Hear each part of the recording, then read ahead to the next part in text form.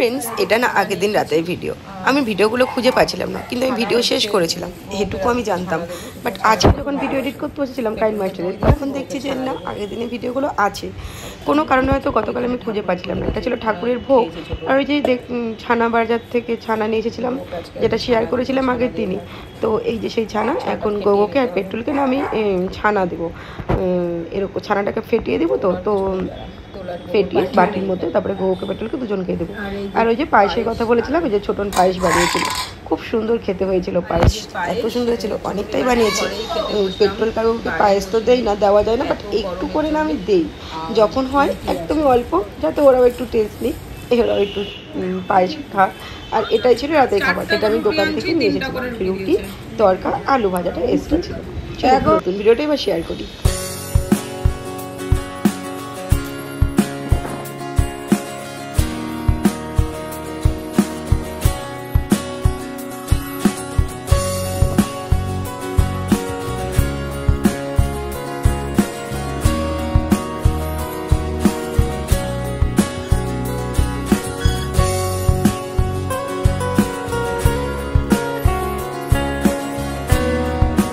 Good morning, আপনারা সবাই কেমন আছেন? আশা করি সবাই ভালো আছেন। Welcome to my channel kitchen of chutney, আর ওয়েলকাম আপনাদের আরও একটা নতুন ব্লগে। সকালবেলা ছাদ এসেছি, ফুল তুলে নিলাম, যেমনটা শেয়ার করলাম আপনার সাথে। আর এখন কিন্তু বৃষ্টি হচ্ছে, তাই 2 মিনিট একটু হেঁটে তারপরেই ঘরে যাব, কারণ এই বৃষ্টিটা খুব ভালো লাগছে। অন্য সময় তো বৃষ্টিতে ভিজতে পারি না, এত ঠান্ডা লাগে। বৃষ্টি হলেও ভিজতে পারি না ঠান্ডার জন্য, বাট এখন খুব ভালো লাগছে, সেই কারণে মনে হচ্ছে একটু দাঁড়িয়ে দাঁড়িয়ে ভিজি। আর আমার তো ফুল তোলা কমপ্লিট হয়ে গেছে। আর এত হালকা হালকা বৃষ্টি হচ্ছে না, খুব ভালো লাগছে এই বৃষ্টিটা, এত ভালো লাগছে। তুলসী গাছগুলো খুব উপকার হবে এই বৃষ্টির জল পেয়ে। তুলসী গাছগুলো দেখা যাচ্ছিল না, আবার ঝেপে তুলসী গাছ হয়ে যাবে। যাবো একটু পরে, নিচে যাবো।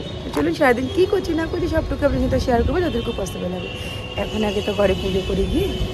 আর এই যে এখন আমি ঠাকুর ঘরেও ঢুকে গেছি। গোপালেরও স্নান কমপ্লিট, সব কিছু। গোপালকে সারাদিন আমি দুবার জামা ছাড়িয়ে দিই, একবার রাতে একবার সকালে। তো গোপালকে জামা টামা ছাড়িয়ে স্নান টান করিয়ে সব কিছু কমপ্লিট। ঠাকুরকে ফুল নিবেদন করাও কমপ্লিট, ভোগ নিবেদনও কমপ্লিট।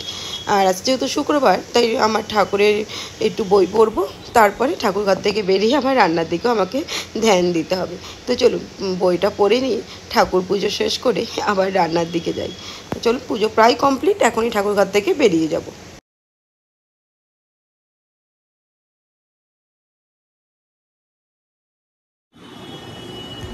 হাই ফ্রেন্ডস, তো আমার পুজো টুজো সব কমপ্লিট হয়ে গিয়েছে।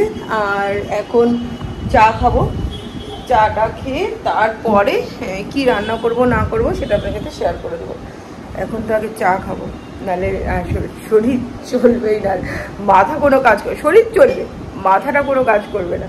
হয়তো হলুদের জায়গায় নুন দিয়ে দেবো, চিনি সরি হলুদের জায়গায় তো হলুদ কালারটা বুঝতেই পারবো, চিনির জায়গায় নুন দিয়ে দেবো, নুনের জায়গায় চিনি দিয়ে দেবো, এরকমটা করবো।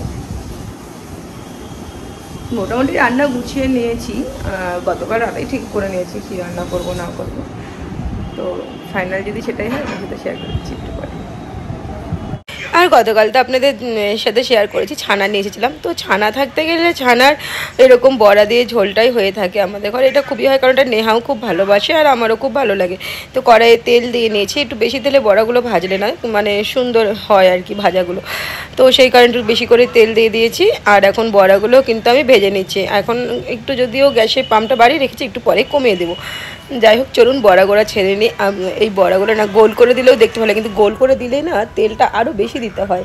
সেই কারণে না আমি এরকম একটু মানে বাতাসার মতো করে দিয়েছি, চেপটে দিয়েছি। তো চলুন বড়াগুলো এক এক করে এখন ভেজে নিই। ভেজে নিয়ে তারপর, আর এই কটাতে অনেকগুলো একসঙ্গে ভাজা হয়। আর এই দেখুন বড়াগুলো ফুলে কতটা ফুলে গিয়েছে, দেখতে খুব ভালো লাগে। আর এই কড়াইতে তেল দিয়ে দিয়েছি ঝোল রান্নার জন্য। আর আমার কিন্তু ছানার বড়ার ঝোলটাও কিন্তু অলরেডি হয়ে গেল। নামানোর আগে একটু ঘি আর গরম মশলা দিয়ে নামিয়ে নেব। অনেকগুলোই বড়া হয়েছে। যাই হোক, চলুন তো এখন নামিয়ে নিই। নামিয়ে নিলে আমার রান্নাটা কিন্তু প্রায় কমপ্লিট হয়ে যাবে। আর এই যে এখন ছানার বড়াটা নামিয়ে এখানে একটু হচ্ছে সব গোটা গরম মশলা, একটু কিশমিশ, একটু কাজু ফাজু সব দিয়ে দিয়েছি, একটু কসুরি মেথিও দিয়েছি এখন পোলাও বানানোর জন্য। ভাবলাম ছানার বড়া যখন করছি নিরামিষ আছে, একটু পোলাও বানিয়ে নিই। আর এখন চালও দিয়ে দিচ্ছি, আর ওপর থেকে একটু হচ্ছে গোটা গোলমরিচের গুঁড়ো দিয়েছি, মানে গোলমরিচ গুঁড়ো করে। যাই হোক, এখন একটু কিছুক্ষণ ভেজে টেজে তারপরে গরম জল দিয়ে ঢাকা দিয়ে দিব। আর এই যে এখন দেখুন গরম জলটাও দিয়ে দিয়েছি, কিছুক্ষণ ফুটবে, যখন একদম ফুটে যাবে তারপরে ঢাকা দিয়ে দেবো, হয়ে যাবে। আর এখানে একটু কুমড়ো বেসন ভাজার জন্য না এখানে একটা ব্যাটারও রেডি করে নিয়েছি। এখন পোলাও হয়ে গেলে তারপরে বেসনটা ভেজে নেব। তো চলুন ভেজে নিই। তো আমার রান্নাবান্না প্রায় কমপ্লিট হয়ে গিয়েছে। আর এখন দেখলাম যে লাইটারটা খারাপ হয়ে গেছে। ভাবলাম ব্যাটারি শেষ হয়েছে, হয়তো ব্যাটারি শেষ হয়নি, লাইটারটা মনে হয় পাথর বা কিছু যেটা থাকে আর কি জলে, ওটা মনে হয় শেষ হয়ে গেছে। যাক, আর একটা লাইটার ছিল আমার কাছে, তা বাই ওয়ান গেট ওয়ান ছিল, তো ওটাই এখন ব্যাটারিটা লাগিয়ে নিয়েছি। চলুন ব্যাটারিটা লাগিয়ে নিই। তবে চলুন এবার ফাইনাল লুকটা শেয়ার করে দিই। একটু পাঁপড় ভাজা, একটু কুমড়ো বেসন ভাজা, আমের চাটনি, পাঁপড় আর পোলাও দুটোর সঙ্গে নয় চাটনি জিনিসটা খুব যায়, অ্যাটলিস্ট আমার খুব ভালো লাগে। আর ছানার বড়ার সবজি হয়েছিল, আর পোলাওটা দেখুন কত ঝরঝরে হয়েছে। আর ছানার বড়ার সবজিটা না খুব সুন্দর হয়েছিল। আসলে ছানাটা মাখার উপর ডিপেন্ড করে, যত নরম করে ওকে মাখা যায় ততই ভালো লাগে। তারপর খেয়ে দিয়ে উঠে এখন ঠাকুরের ভোগ খেয়ে নিচ্ছি, একটু লিচু, একটু আম আর বাতাসাটা। তো ঠাকুরের ভোগ নিবেদন হয় না, সেই কারণে একটু বাতাসাও কিন্তু আছে, সঙ্গে তুলসী পাতা। Friends, good evening. ঘুমিয়ে পড়েছিলাম, আর এই ছোটন যতদিন আছে এই ঘুম বিছানার মধ্যে ছোটন চাটা যে এনে দেয় এত ভালো লাগে না, যদিও আমি ওখানে টেবিলে বসে খেতেই বেশি ভালো লাগে, বাট এখন চোখে ঘুম আর চা এনে দিয়েছে ছোটন, খাবো। আর বাইরে না একটু হাওয়া উঠেছে, সকালের দিকে তো খুবই মেঘ করেছিল, বৃষ্টি তো হয়নি, আর এখন আবার একটু হাওয়া উঠেছে। যাই হোক, নেহাকে নিয়ে একটু বেরোনোরও আছে, দেখি কি হয় না হয়। যাই করি না কেন, যতটুকু পসিবল হবে যেমনটা বলি আপনার সাথে অবশ্যই শেয়ার করবো। তখন আগে চা খেয়ে দাঁড়ান দেখেন।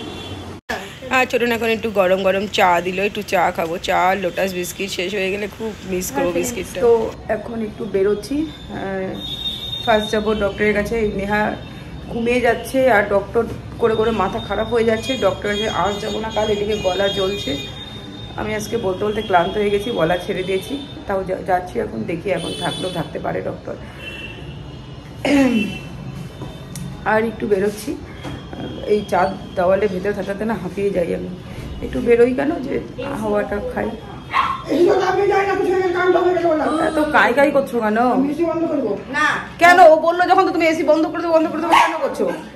কেন এসি আমরা যাওয়ার পর চলে নাই? যাই হোক, তো এখন একটু বেরোচ্ছি, চলুন একটু জাস্ট ঘুরতে যাবো, মানে টোটো করে ঘুরবো, বাড়ি চলে আসবো আমরা যাওয়ার। আর দেখুন আজকেও কিন্তু বেরিয়ে গেছি, নেহা রিক্সাতে বসে আছে, আমি এখনও উঠিনি। আর আজকেও দোকানটা বন্ধ, যাক এই দপ্তরের কাছে আর দেখাবো না।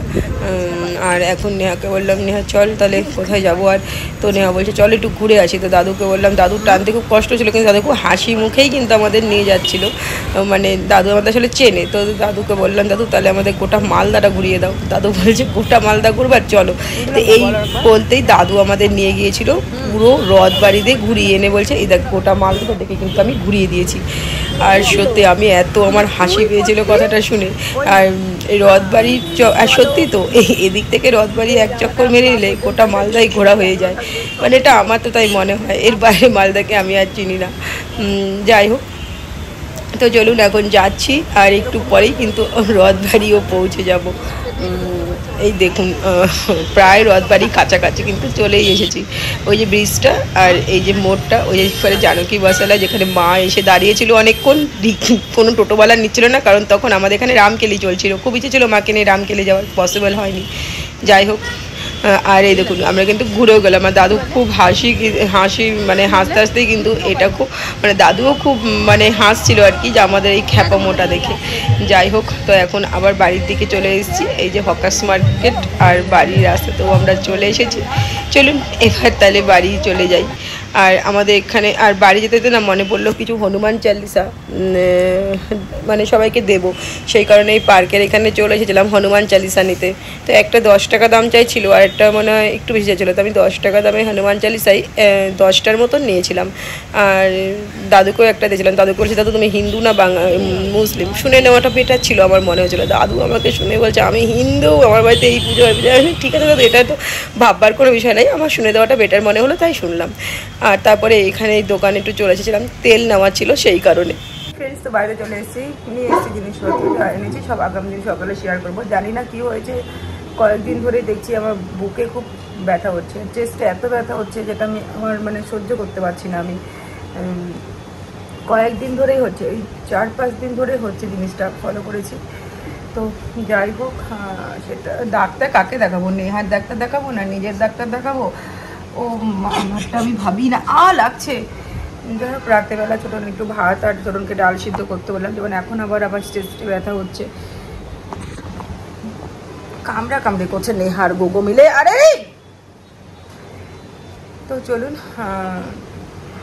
উফ দাঁড়া মা, ঠিক আছে পরে আসছি, ওরা শয়তানি করছে। হাই ফ্রেন্ডস, তো শরীরটা একটু খারাপই লাগছে আমার। যাই হোক, রান্না করে রেখেছিল শুধু ডাল সেদ্ধ, আলু সেদ্ধ আর ভাত। আলু সেদ্ধটা এখন আমি মাখবো, আলু সেদ্ধ মাখাতে হবে না, কারো হাতে খাবে না। আর ডাল সেদ্ধ করেছি, মুগের ডাল, বেশ এতটুকু। মুসুর ডাল নেই, তাই মুগের ডাল সেদ্ধ করতে হয়েছে। সুতরাং আলুগুলো কোথায় আছে দাও, একদম সেদ্ধ মুগের ডাল করেছে।